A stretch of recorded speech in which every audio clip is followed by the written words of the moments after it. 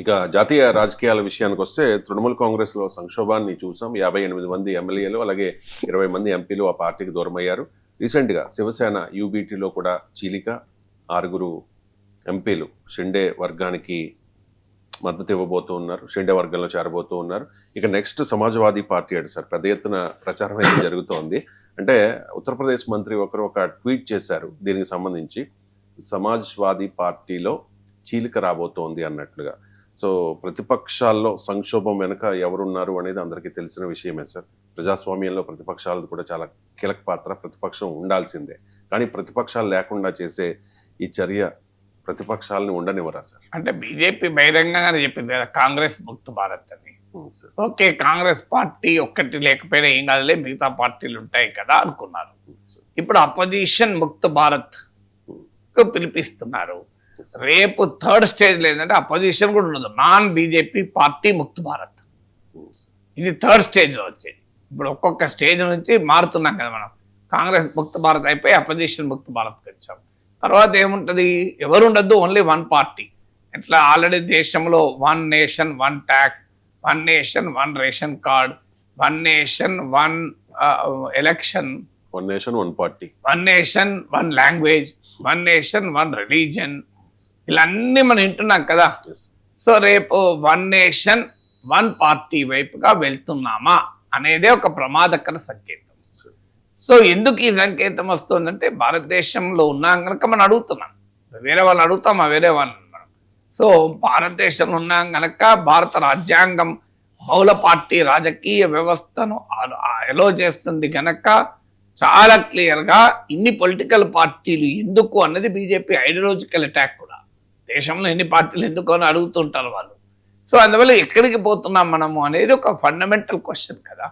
మీకు multi party political system యొక్క గొప్పతనాన్ని పొలిటికల్ ఎకానమీ ఆఫ్ హంగర్ అనే పుస్తకంలో అమర్త్య సేన్ అంటాడు. Independent multi party political system and independent media provide the warning signals of an impending crisis అని.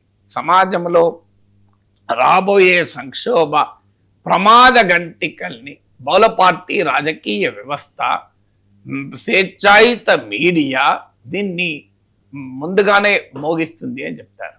ఇప్పుడు మీకు ఈ సాయి కృష్ణ కేసే తీసుకున్నాం. మల్టీ పార్టీ పొలిటికల్ సిస్టమ్ లేకపోతే బయటకు వచ్చేదా?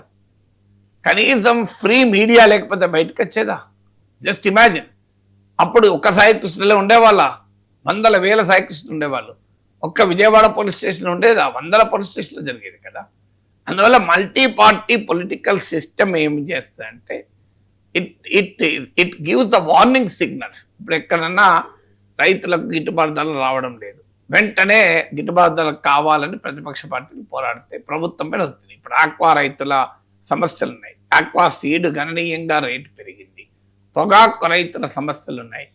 సో మీకు పొగాకు రైతులకు ఇప్పుడు చంద్రబాబు నాయుడు కూడా నిన్న సమీక్షించారు. సో ఇవన్నీ కూడా ఎందుకు ముందుకు వస్తున్నాయి? At least there is some one to question. Opposition ఉండకూడదు, మీడియా ఉండకూడదు, సోషల్ మీడియాలో ఎవరేమన్నా కేసులు పెడతాం.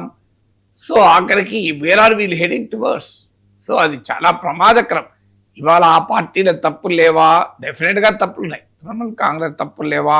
శివసేన, సమాజ్వాదీ పార్టీలు వాళ్ళ ఇంటిని చక్కబెట్టుకోలేక బీజేపీ పైన పడి ఏడిస్తే ఏం చేయగలుగుతాం? మరి బీజేపీలో చీలిక రావడం లేదు కదా, మిగతా పార్టీలు అన్నింటిలో వస్తున్నాయి, మరి బీజేపీలో చీలిక రావడం లేదు కదా, ఈ ప్రశ్నలకు కూడా రైజ్ చేస్తుంటారు. సో అంటే దానికి అనేక కారణాల రీత్యా చీలికలు ఉండొచ్చు.